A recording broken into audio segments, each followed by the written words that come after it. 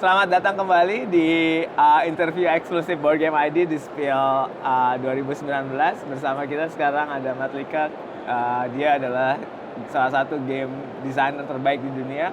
Mungkin semuanya udah kenal karya-karyanya, terutama Pandemic juga yang salah satu yang paling baru adalah Pandemic Legacy yang jadi board game yang paling top di dunia.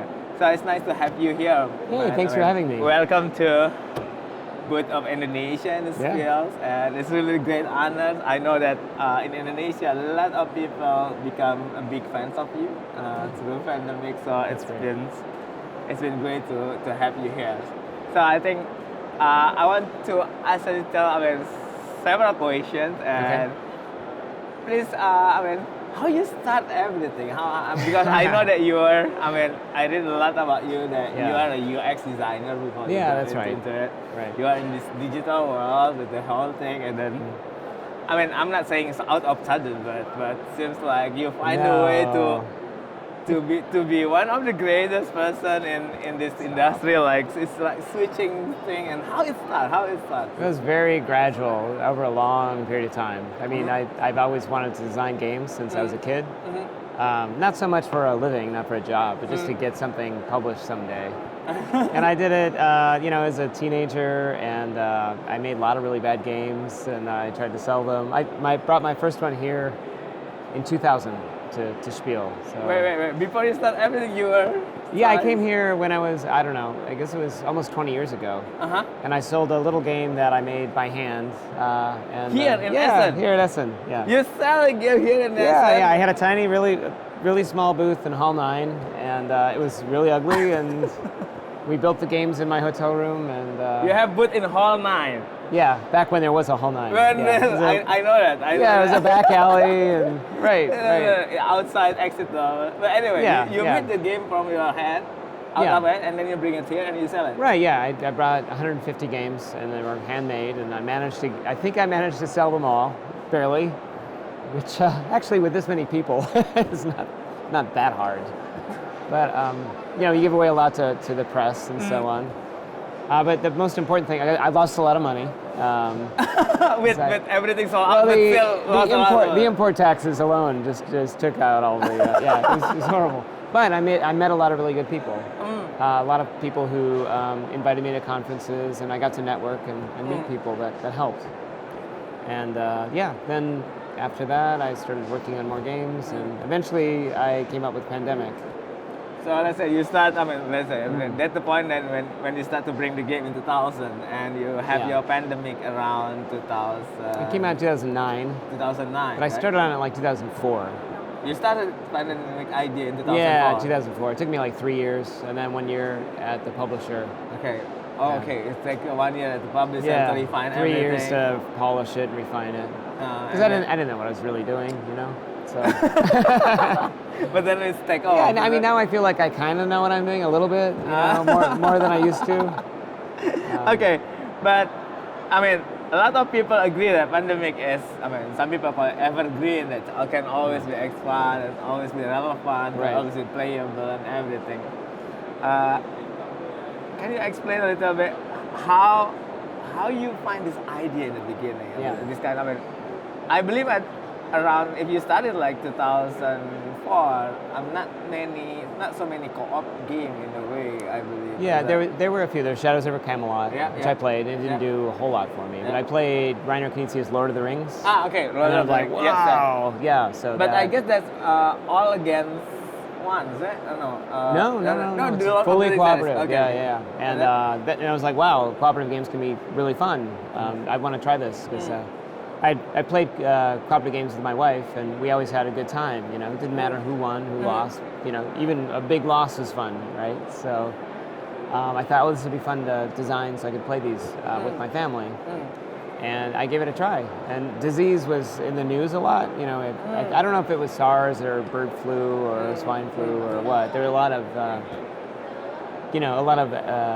pandemic worries in the news. So it seemed like a good fit. Nobody wants to root for the disease. But that's really interesting. So basically you get inspired by the existing game, and then you hear about what's going on around, and then you combine the two become. Yeah, I also wanted to do something with chain reactions, like things that could really go out of control. And I came up with the ideas just by fooling around, like experimenting with a deck of cards. Wow. So when I was playing around, I had ideas for a grid, the cities and so on, but it was all very rough. And I just had a deck of playing cards, like poker cards. And when I took the discard pile, I thought, oh, what if I put it on top? And that was enough to get me excited about the idea. Wow, so you just tried out. I had that early, yeah. And then, it took 3 years to polish it. Okay, so it's like 3 years to really experimenting and polishing everything. Yeah, I mean, there was some things that I just had no clue about that seem obvious now. Okay, but let's move a little into more general discussion. Yeah. What you think? I mean, what is your opinion or what you feel about good designed games? What is in your opinion? Well, I think for me it comes down to having a really good core game, like a very there's a small piece of the game that is like the heart of it that everything else is built around. And usually they're very simple ideas, and everything in the game supports that simple idea. So I don't like games that are like a combination, like a big salad of lots of different mechanisms all thrown together. I like really simple ideas that are all about one thing, and I like games that generate some kind of an emotion in the players. So when I'm designing something, I want to know what kind of emotions am I trying to generate in the players, and how can I make that simple to learn and then exciting to play. Right? So especially with pandemic, that basically you want to create this excitement that how you call it? In German, it's upgrade. So tension. Tension, right? That's the word. So that's really you think, and since the beginning you designed the game, what kind of emotion that you want. And with pandemic, I stumbled into it. It was like an accident, but I knew it felt good. And so now I can step back and go, oh, I see how this works. It's like a good song. Or a good story. There's tension and release.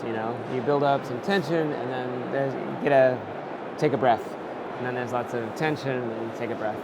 So I think that's what makes it exciting. Yes, that's true. I mean, but basically, again, your view about good designing games mean that we should start with a very simple idea and try to construct everything around that. And everything else you get rid of, and just try to focus on what is this game trying to do. And I think it's more coherent and easier to understand, and I think they work better.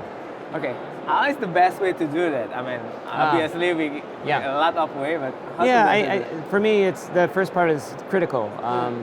Trying to find that core experience that you think is really working. It's tempting to throw all sorts of things together and see if it works. And if it doesn't work, throw some things out, add more, and see if it works. If you design that way, you can go around in circles for years, and that's how I started. So I try to find something central that works. And until I find that, I don't build outward at all.